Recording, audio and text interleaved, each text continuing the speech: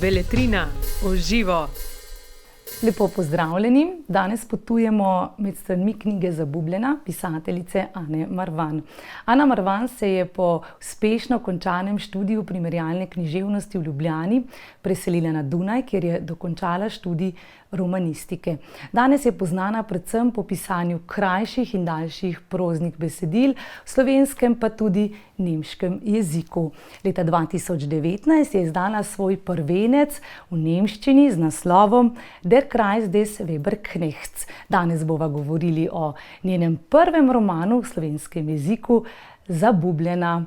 Ana, prav lep pozdrav na sever Avstrije, če se ne motim, v neko romantično okolje podeželja. Lep pozdrav. Pravite, da ste razpeti med Bratislavo in Dunajem. Locirani ste na podeželju. Se mi zdi, da to kar nekako kliče po tej neki romantični podobi, da je ta čas epidemije, podeželja idealen za ustvarjanje, za pisanje. Ja, tudi jaz sem tako mislila načeloma. Ko sem pisala svoj prvi roman, ki govori o samoti, o nekem načrtnem izstopu iz družbe, se mi je zdelo to okolje idealno, ker tu res ni ničesar, niti trgovine. In po 2 letih, ko sem roman končala in ko se mi je zdel skrajni čas, da spet zaživim normalno, je pa prišla pandemija. Tako da imam že dovolj narave počasi, moram priznati. Ste se tako zabubili kot vaša glavna junakinja knjige? Nekako se mi zdi, da ko sem prebrala Zabubljeno in kasneje tudi nekaj besed o vašem prvem romanu Krog suhe južine, ga prevedemo, da sta romana kar nekako povezana. Oba dva govorita o razmerju med moškim in žensko. Prvi je postavljen na Dunaj, pisan v nemškem jeziku. Drugi je postavljen v Ljubljano, našo prestolnico, in je pisan v slovenščini. Je bil jezik pripovedovanja tisti, ki je določil, da bomo brali zgodbo v slovenščini in tudi v nemščini? Ja, zanimivo, da ste opazili, da skupaj z jezikom menjamo okolje dogajanja. Jaz o tem pravzaprav nisem razmišljala, ni šlo za neko zavestno odločitev, ampak ja, gotovo zaradi jezika. Zdi se mi, da če bi svoj lik postavila v avstrijsko okolje, na primer na podzemno železnico, v nek dunajski pajzel ali kamorkoli, in mu položila v usta slovenske besede, kako Prešernov citat, mislim, da bi se potem bralec po nepotrebnem spraševal po razlogih te njegove izkoreninjenosti. Zdi se mi, da bi bila potem to nujno zgodba imigranta, ki je pa s tem tudi v večji ali manjši meri vedno zaznamovan. In to ni nekaj, kar lahko zanemariš, kar bi lahko ostalo v romanu netematizirano. Neko tujstvo je v tebi in stalno se srečuješ s tem na vsakem koraku in veliko bolj se ukvarjaš z vprašanji domovine, identitete. In to me v tem konkretnem primeru ni toliko zanimalo. Torej lahko rečeva, da ko pišete, bom rekla, za nemško bralstvo, razmišljate, sanjate v nemščini, in ko pišete za nas, za Slovence, v našem maternem jeziku? Ja, to vprašanje jezika se mi zdi zelo zanimivo. Vedno znova sem presenečena, kako velik vpliv ima jezik na način razmišljanja. V slovenščini, na primer, ne bi niti hotela suhe južine v naslovu, ker ta beseda v meni zbuja druge asociacije. In v nemščini se imenuje suha južina Weberknecht, kar v dobesednem prevodu pomeni nekaj takega kot tkalčev sluga, kar se mi zdi zelo lepo podoba. In tudi metaforično zelo ustrezno opiše mojega protagonista, ki ne zna tkati mrež, tako kot suha južina ne spleta, ampak lahko proizvede samo eno samo nit. Ampak ja, te odločitve niso zavedne. Zdi se mi, da ima veliko ljudi to izkušnjo, da različni jeziki izvabijo različne stvari iz njih. Imam recimo enega dvojezičnega kolega, ki je trenutno v stanju, v katerem piše dolga ljubezenska pisma neki španski igralki, ki je tudi dvojezična. In mi pravijo, da ko ji piše v angleščino, so njegova pisma lahkotna in šaljiva, ko ji piše v španščini, pa polna neke temne strasti in obupa. In tudi on je to opazil, šele čez čas in ga je zabavalo. Tako se mi zdi zanimivo, da ta občutek, da uporabljaš jezik v isti meri kot on tebe. Ja, mi smo hvaležni, da ste svoj drugi roman zapisali v slovenščini. Mene se je zelo dotaknil. Skratka, zdelo se mi je, da pri zgodbi Zabubljena bomo poslušali, brali zgodbo moškega ježa, zagrenjenega, osamljenega intelektualca, vendar nas potem kaj hitro presenetiti, da je to zgodba nekoga drugega, mlade ženske, zabubljene tik pred svojo metamorfozo. Zazdelo se mi je na neki točki, da bo to ljubezenska zgodba, kot neka usodna ljubezen Romeja in Julija. Pa vendar temu se izkaže, da ni tako. Samo po sebi se mi je porodilo oziroma ponudilo vprašanje, a smo kot družba pripravljeni sprejeti te neke odnose med starejšim moškim in mlajšo žensko? Smo pripravljeni na te neka, bom rekla, drugačna ali pa druga razmerja? Ja, ta predsodek me je zelo zanimal v bistvu. Zdi se mi, da se na splošno veliko situacijam izogibamo, ker prepoznamo v njih tipične konstelacije, ki napeljujejo na nek predsodek. In kar se mi zdi škoda, da ne povečamo raje petrosti situacij do mere, ko noben predsodek ne bi več bil na mestu. In pri Zabubljeni sem v svoj koncept nekako vključila bralčeva vnaprejšnja pričakovanja kot enega od nosilnih elementov. In ne samo na ravni medosebnih odnosov, ampak tudi na literarni ravni.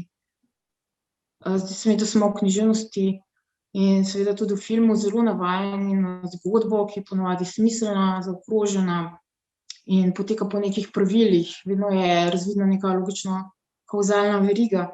In življenje pa seveda ni tako, ne. In ker so te življenjske zgodbe v umetnosti umeščene v okolje, ki v določenih pogledih posnema realnost dovolj dobro, da ga prepoznamo kot svojega, jih začnemo potem iskati tudi v svojem življenju. In ker smo s tem ponavljanjem tako ponotranjili te zgodbene strukture, se mi zdi, da potem včasih še bolj intenzivno občutimo frustracijo spričo nesmiselnosti in nelogičnosti v naših realnih zgodbah.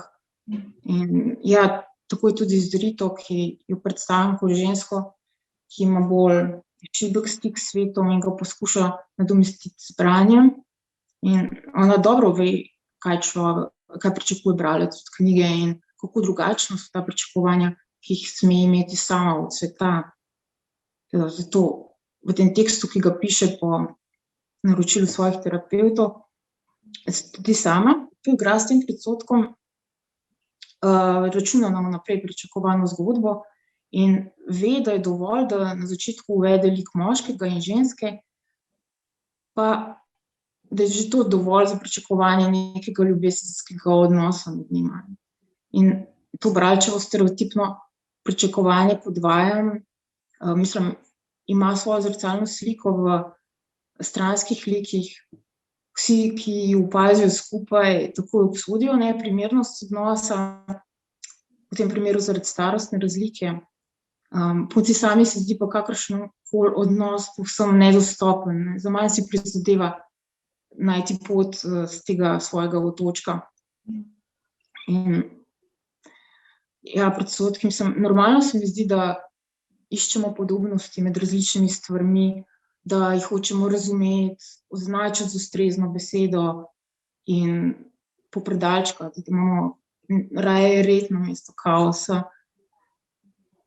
Spomnim se, kako sem bila presenečena, ko je moja 2-letna nečakinja pokazala na neko zelo minimalistično, zelo abstrahirano dvomedimenzionalno risbo kokoši in zakokodakala. In očitno je prepoznala kokoš v tej risbi Meni se zdi neverjetno, da smo tako zgodaj že zmožni abstrakcije in iskanja podobnosti, povezovanja.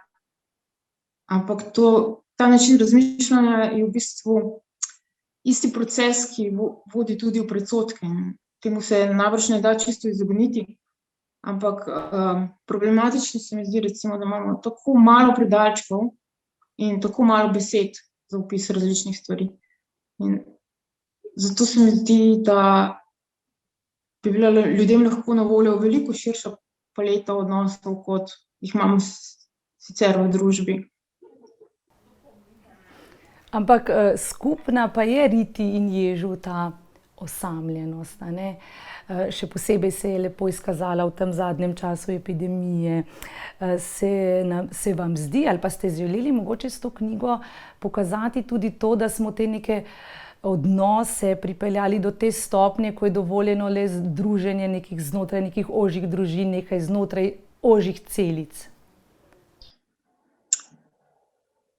Ja, škoda se mi zdi, da ni več medgeneracijskih odnosov. Zdi se mi, da bi moralo biti v družbi nekaj naravnega. In v starih družbah, ko so imeli ljudje bolj jasno določena mesta v družbi, obrede iniciacije in podobno, je to dajalo ljudem neko oporo in so imeli manjšo potrebo po tem, da bi se iskali in našli. Ampak to je najbrž normalno, da človek oziroma človeštvo niha med željo po čim večji svobodi in neki zaprti varnosti. Ampak ne nazadnje od starešin oziroma od starih modrosti verjetno bi se lahko veliko novega naučili, prenesli neke izkušnje, neka znanja, da ne rabiš čisto vsega sam izkusiti v življenju. Ja, res je. Zdi se mi, da smo se začeli zapirati v celice, ko so vedno manjše. Se mi zdi, da se večina ljudi osredotoča samo na partnerja in dva otroka. In po drugi strani se mi zdi, da se odpira nek neskončen svet na spletu in na družabnih omrežjih se potem odpiramo celemu svetu in delimo izkušnje, tudi seveda medgeneracijsko. In imamo v pogledu veliko tujih intim, to se mi zdi v redu kompenzacija, čeprav bi se mi seveda zdelo bolje v živo, ampak vsekakor se mi zdi veliko vredno, da spoznamo čim več obrazov drugega in da imamo nekako boljšo predstavo o različnih svetovih, s katerimi sicer ne bi prišli v stik. In to se mi zdi, da je bila včasih naloga rezervirana za književnost, zdaj pa imamo te dodatne hitre kanale. Ampak ne bi nadomestili književnosti, seveda, to se mi zdi tako kot instant kava v primerjavi s pravo. Ampak lahko so pa pisateljem, pesnikom in tudi literaturi v pomoč, a ne? Se tudi vi poslužujete, bom rekla, družabnih omrežij, socialnega življenja na ta način?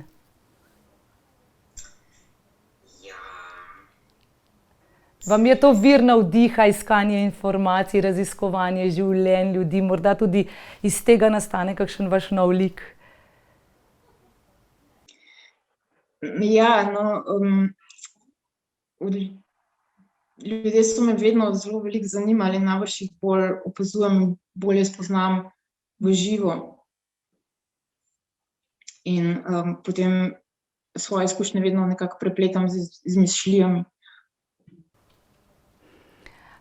Če se vrneva k Riti in Ježu, se mi zdi, da je skozi celo zgodbo resnično najbolj izpostavljena ta osamljenost. Kako zelo je osamljen Jež, zelo lepo ponazorite v enem odlomku, o tem, ko si zaželi hišnega ljubljenčka.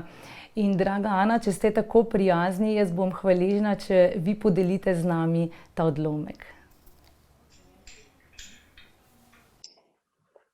Medtem Jež razmišlja, da bi si kupil psa. Nekoga moraš imeti rad in ljubiti bližnjega kot sebe je lažje, če ne govori človeškega jezika. Živali in majhne otroke ima človek najlažje rad, to ve vsak. Skrbel bi zanj in njegovi izhodi bi dobili smisel. pa bi ga imel rad, ne bi videl druge izbire. Že kot otrok si ga je želel, seveda, kot vsak otrok. Vse je kazalo, da so bile otroške želje edine, ki jih je še nosil v sebi in jih je bil pripravljen pestovati. Ne vseh, seveda ne, gasilec ne bi več bil. Takrat je seveda dobil hrčka, pa ga ni znal prepoznati kot zadovoljiv približek. Bolj trmast kot učljiv se je hrčku navkljub še naprej oziral po cesti za vsakim psom in če je priložnost nanesla, je vprašal lastnika, da se pusti božati. Tako ga je naučila mama. Iz spoštovanja do lastnika in v izogib ugrizu sta bila razloga. Pusti božati. Zgodaj se je naučil, da njegova nežnost ne bo vedno sprejeta, da nevarnosti ugriza ne gre izključevati, če tudi sam ne postavlja nobenih zahtev po obojestranski naklonjenosti in bi rad le pobožal. Ja, ta odlomek se mi zdi, da je en tak dokaz, da si vsi želimo biti sprejeti, želimo biti del nečesa, želimo nenazadnje nekomu pripadati. Tako tudi pripada Rita Ježu, Jež pripada Riti. Zakaj vas, Ana, ta problematika tako vznemirja? Ja, Rita gotovo išče neko povezavo s svetom, ampak njen odnos z Ježom je pravzaprav izmišljen, kot se izkaže, plod njene domišljije.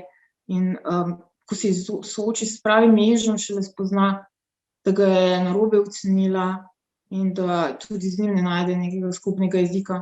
In to je mogoče tisto, kar me najbolj zanima. Želja po stiku in načini, kako gre lahko to vse po zlu.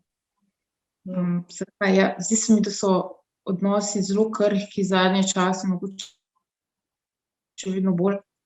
Če nas povezuje kak razlog, recimo šola, delovno okolje, hobi, potem ni problema, potem je povezava mogoča.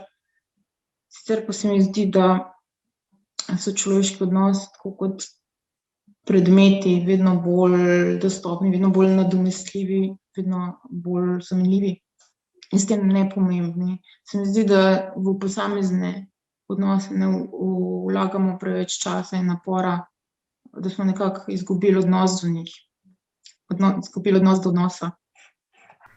Ampak morda se zato vse pogosteje zatekamo tudi, bom rekla, različnim pomagalom, radi obiskujemo različne terapije, tudi Rita nenazadnje piše zgodbo Ježa kot del svoje terapije. Zdelo se mi je, da namigujete na to sodobno doktrino, da moraš obiskovati terapijo, da najdeš svoj pravi jaz, da se, bom rekla, da najdeš svoje korenine. Kakšen je vaš odnos do psihoterapije? Ja, zdi se mi, da je današnja družba zelo obsedena z zdravjem in pozitivnostjo in da potem s tem imperativom izvaja pritisk, ki se mi ne zdi pozitiven. Res veliko se govori o sprejemanju zadnje čase, ampak to sprejemanje je zelo selektivno in se mi zdi, da potem tudi strogo reglementirano, daleč od neke sproščene drže odprtih rok. In zdi se mi, da tudi vlada prepričanje, da se da vsako hibo premagati s trdim delom in mogoče s terapijo. To se mi zdi v bistvu nasprotno od sprejemanja. Celo tako simpatične hibe, kot na primer sramežljivost, zaprtost vase.